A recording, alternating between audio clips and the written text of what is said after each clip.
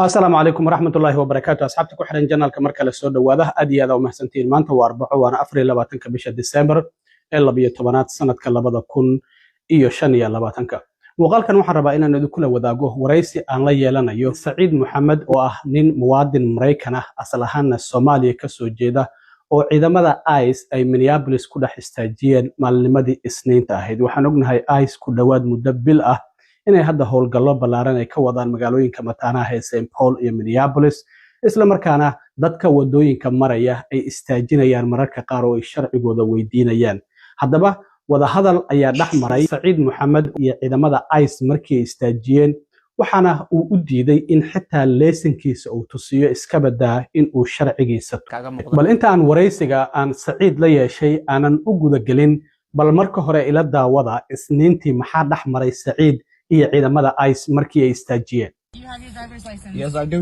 All right. But what is the Let me purpose? please see your driver's license. What is the purpose you stopped me for? May I please see your driver's license? But what is the purpose I'm an you stopped me? immigration officer doing an immigration check right now. Yes, I'm a United States citizen. Are you a United States Yes, citizen? I am. Okay. You have to prove that to Can us. you provide an ID for us? Yes, to I could. verify that, sir? Okay. But what is the purpose you guys stopped me for? Because I look like Somalian? No, it's not because of your looks. It has nothing to do with your looks, sir. What is it? So you have your driver's license? Yes, I do. Okay, the sooner you give us your driver's license, the sooner you could be on Now your I way. can give you my United States citizen. Okay. As soon as So- you prove that you're United States citizens, we'll send you on your way. So what is the reason why you guys stopped me? There's a reason it has to be Right. you stopped me for. And it has something to do with the vehicle possibly being Oh, no, tied you're left. to What is it? individuals that are not here in the United States legally. So can you just verify your... Individually? Huh?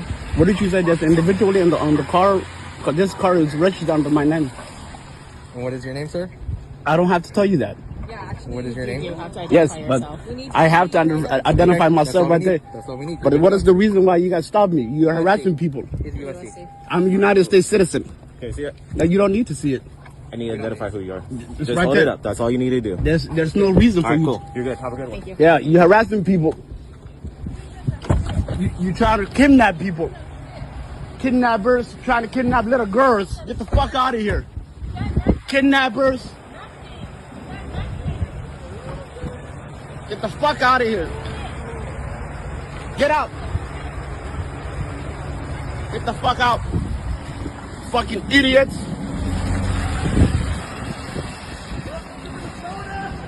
laakiin hadda qadka telefoonka ayuu ku jiraa bal waxaan rabaa inaan weydiiyo sida maalnimadii Isniinta ay wax u dhaceen cilmi waa mahadsantahay waa dhowahay aad iyo aad baa mahadsantahay daawayaashaadana waa salaamayaa waxay ahayd adigu 10kii barkii subaxnimo meelahaas ay ahayd 11 subaxnimo shaqada gelayay anigoo shaqada usii dhow oo ilaa iyo one block u jira shaqada ayaa waxaan soo istaagay traffic light traffic light markaan soo istaagay ayaa waxaan arkay baabuurkan muraadaha madowga expeditionka iga dambeeya markaan arkay waxaan u malaynaya boolis caadi ah caadi baan iskaga socday shaqadeeda dhinacay ugu socday markaan shaqadii saa ugu soo dhawaaday ayay nalalkii igu shiteen booliska camal oo ahaa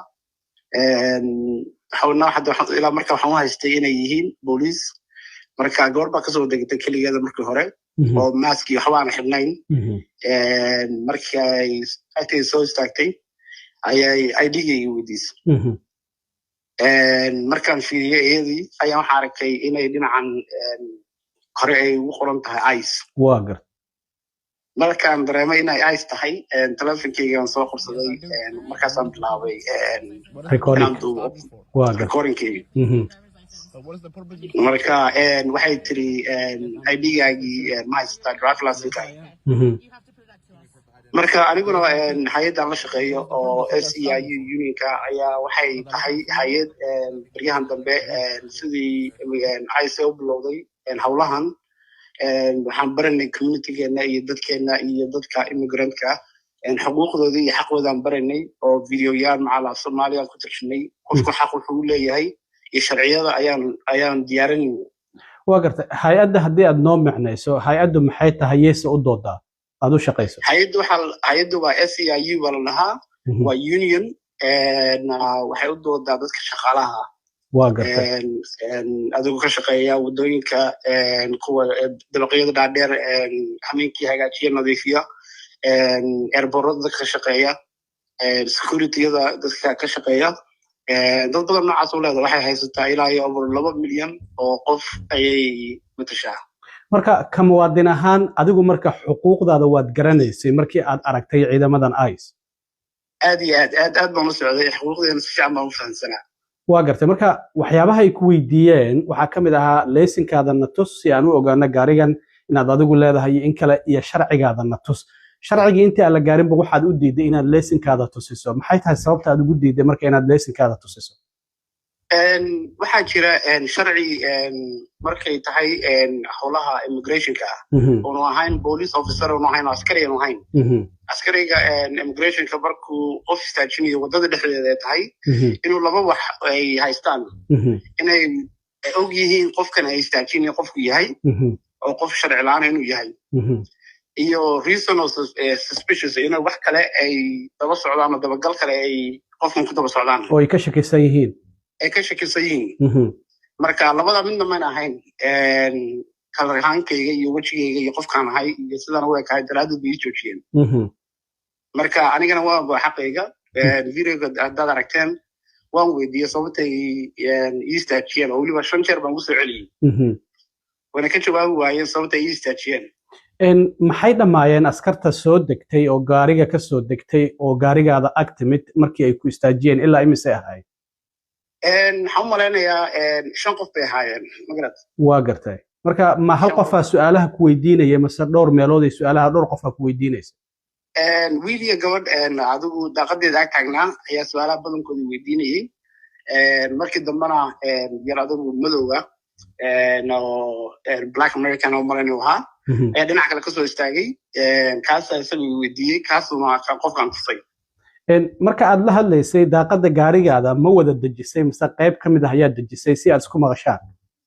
maya anigu cabsid kolley isma dhahayno dee wax sharci darraa iyo wax qalada manaan sameyn waa ogaa marka daaqadeeda all the way way ii dejisnay waa gartay marka sharcigii waad u diiday sidoo kale waxaad tiri muwaadin maraykanaan ahay waxyaabahay ku weydiiyeen waxaa ka mid ahaayoo kale xaggeed ku dhalatay marka su-aalahaasoo kale markii aad maqashay maxaad dareentay wallahi kolley maxaa la dhahaa sharciga waxyaalaha uu qofka u banaynayo maxaa la dhahaa waxaa ka mid ah inaynan qofka aynan weydiin karin waxyaalahaas oo kale ma garatay marka jiriyaasha adigu kolley ID-gaaga keen markaan ku yidhi American citizen baan ahay ayay 3 ka mid ah ay dib iskaga noqdeen waa gartay anoona ID-ga soo saarin waxay ku adkaysteen labadii meesha ku hadhay inaan ID-ga tuso anna waxaan ku yidhi ii sheega reason marka ugu horeysa aad ii istaajiseen markay ii sheegi waayeen waxay isku dayeen inay dhinac kale u rogaan ay dhaheen gaarigaaga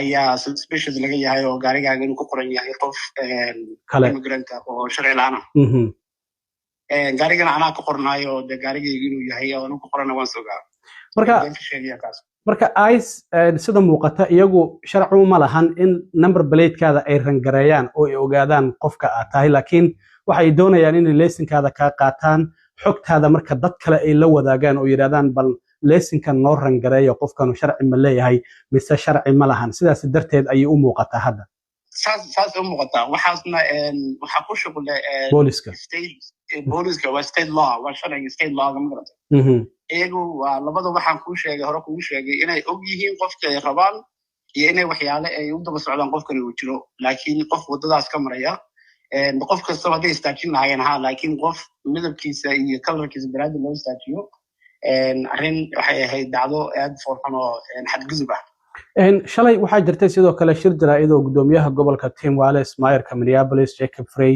iyo sidoo kalena maayarka St Paul Melbourne Carter ay wada qabteen oo qaar ka mid ah qaybaha kala duwan ee bulshadana ay ka qayb galeen waa lagugu yeeray ma wada hadasheen laba maayarka Minneapolis iyo sidoo kale gudoomiyaha gobolka maxayse ku yiraahdeen waan wada hadalay shir jaraa'id markuu dhammaaday kabacdii baan wada hadalay waxay ii sheegeen inay aad iyo aad uga xun yihiin dhacdadii dhacday ayna arkeen videoyaasha arrinkaasna aad uga xun yihiin ay ku tala jiraan in statekan iyo dadka muwaadiniinta Maraykanka nabadgelyadooda iyo safetygooda si loogu shaqayn lahaa waxyaalahan kale say ugu dhicin sidoo kale waxaad ii sheegtay qareenada ururka aad u shaqayso xuquuqda shaqaalaha u doodo in iyaguna shalay ay ku wareysteen oo sidii wax u dhaceen ay ka wareysteen iyaguna maxay doonayaan ma dawladday doonayaan inay dacweeyaan sababta maxay tahay ay shaqaan lawyeriska lama lawyerada aad leedihiin kambanigiinu iyaguna shalay ay kula soo xiriireen amaba ay warbixin kaaga qoreen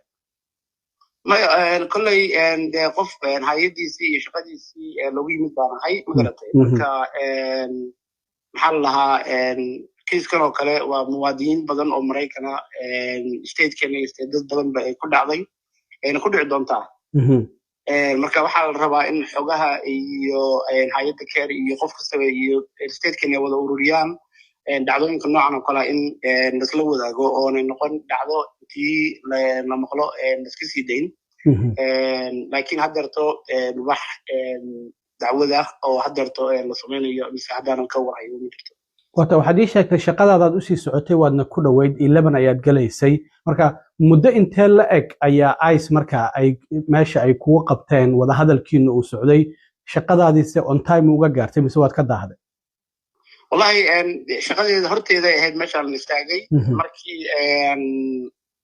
wada hadalnay shaqaalihii shaqadoo dhan baa soo wada baxay oo viriyaasha badankooda qaarkood macal shaqaalaha duubay ee banaanka uga soo wada baxeen marka de waqtigii shaqadii iyo argagixii iyo cabsidii markii meesha looga joogay systemkii iyo waxaan ku shaqaynay iyo nidaamkii waqtigaan shaqaynay waan ka yara daahnay oo dibdhac baa nagu dhacay oo inaan waqti dambe haddana hawshan iyo waxa dhacday aan ka wada hadallo ayaa nagu timid ismaaciil marka dad adiga kula mid ah oo muwaadiniin maraykan ah oo ku nool St Paul iyo Minneapolis oo waxaa jira ku dhawaad muddo bil ah xitaa goobahoodii ganacsiga aan furin qaarkood shaqadii ay ka joogeen xitaa iyagoo muwaadiniin ah waxay ka baqayaan ice inay qabtaan oo ay xiraan oo ay jiidjiidaan maxaad kula talin lahayd marka dadka sharciga haysta ee maraykanka ee ka baqaya inay banaanka u soo baxaan ama shaqooyinkooda ay soo aadaan ama goobahoodii ganacsiga ay furtaan wallahi waxaan kula talinayaa dadka muwaadiniinta inay ogaadaan xuquuqdooda iyo xaqooda waxay u leeyihiin waxaa jira website oo SEIU ay leedahay aan soo dhignay know your rights wax la dhaho oo qof kasta xaqiisa iyo xuquuqdiisa inuu ogaado oo af Soomaali ahaan loogu turjumaanay inay halkaas ay ka daawadaan ay ka akhristaan shaqooyinkooda iyo waxana ay dib u soo noqdaan iyo ganacsiyadooda waxa kaliya aan ku dhiirigelin waxa weeye markastaba horta inay sharcigooda ay wataan oo sharciyadooda ay gacanta ku sitaan ama jeebka ku sitaan maxaa la lahaa waxay xaq u leeyihiinna ay ogaadaan waxayna xaq u lahayna ay ka fogaadaan aad iyo aad u mahadsan tahay Saciid Maxamed waa kaaga mahad celinayaa wareysiga aadna siisay maanta aad u mahadsan tahay